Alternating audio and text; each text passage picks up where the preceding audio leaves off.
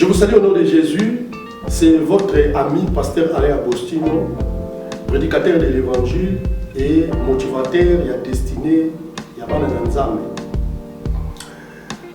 Le pourquoi il y a Agostino Ministry, et ça les cambos des gens Nzambaye, Bisanga, Tangwa Benganga, Betanga, Akosala, Moussala en France, il y a Agosala. Sauf qu'il n'y a pas osé là, temps convenable pour la banane. Parce que n'oubliez pas, ceux qui au niveau de la Cambo, Songolo, il faut qu'on les quand est-ce qu'on peut délivrer.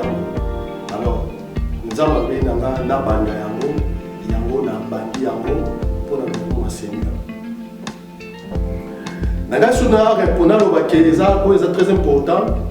Agostino Ministry, la source de salut, c'est des trucs différents. Source de salut, c'est l'église source de salut dont je suis le président fondateur et visionnaire.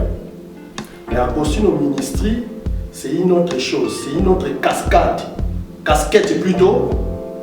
Oyoke na sala kate l'église à source de salut benzamba lobi na bana rosala. Quand Dieu m'a appelé, Dieu m'avait appelé, m'avait dit que je vais édifier son peuple à l'église et Dieu m'avait dit encore je vais édifier le monde entier.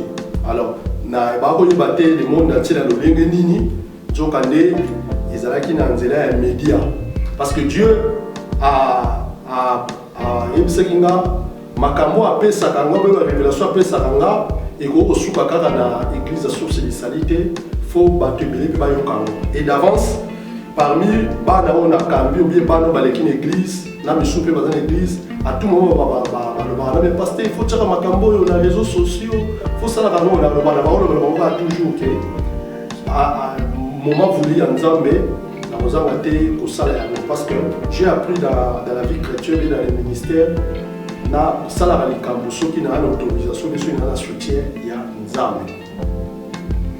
Et puis na répondre sur la question où ils a que na kati ya Agostino Ministry ils ont na ba branche belé ils ont la branche d'enseignement à couple et Dieu m'a fait grâce de ces côtés là et dans la branche il y a pour former les jeunes serviteurs les jeunes leaders. Et ça fait dans le ministère, il y a déjà plus de 25 ans. J'ai commencé à servir Dieu à 92, le 3 juin 1992. Alors, avec l'expérience que nous surtout en Apoto, au Kamaba, plus que au Kamabato, nous avons partagé avec nos jeunes serviteurs pour que l'eau de Bango, ça le coup la biso totalité et les capés de Béré, les soupes de l'équipe à monter. Voilà les soucis pour nous avons la Agostino Ministry et puis pour nous tout ça là pour nous la Seigneur. Et puis dans la quatrième branche il y a Agostino Ministry et vous avez la convention et vous avez la convention à couple, vous avez la convention à jeune, et dans la convention il y a vraiment ma camébélé, vous avez la production, la Agostino Ministry que vous produisez artiste moko ko produire pour vous réveiller parce que j'avais compris que na Grenoble Mali les a trop na niveau église té manza mboka activité ma ya Nzambe ils a vraiment ma choté quoi voilà raison pour laquelle à la partie Agostino Ministry nous avons pété par la grâce du Seigneur tout ça là-haut pour la Seigneur et puis Agostino Ministry ils a pour organiser ba âme voilà. Même dans le logo, on a commis Matthieu 28, 18 à 20, c'est-à-dire les Arabes ont organisé ma âme, tout ça là, ma disciple, mon continent, Yesu Christ soit tindi biso. Donc derrière là, il y a comment sauter que pour toujours s'attendre. Soit nous avons pas mal de biso pour le Seigneur. Voilà.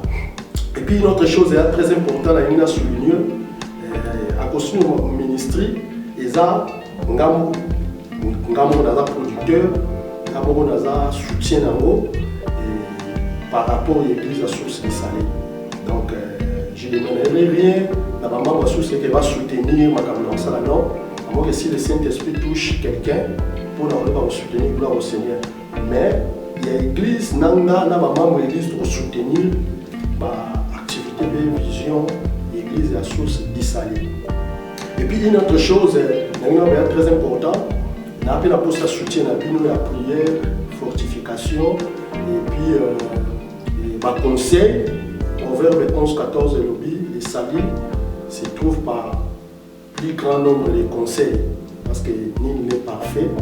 Supposant que tu as ça, comment vous avez ça, soit tu commis, soit tu peux pas coordonner les choses pour la gloire à Seigneur. Et puis, Agostino Ministry, ils ont été que pour tous les église non.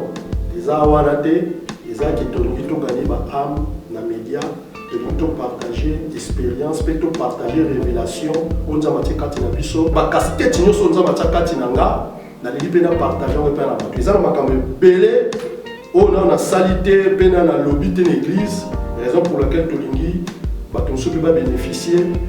Nous Christ a dit passons de l'autre côté, donc nous devons passer de l'autre côté pour battre les bases à la sauver, pour battre papa.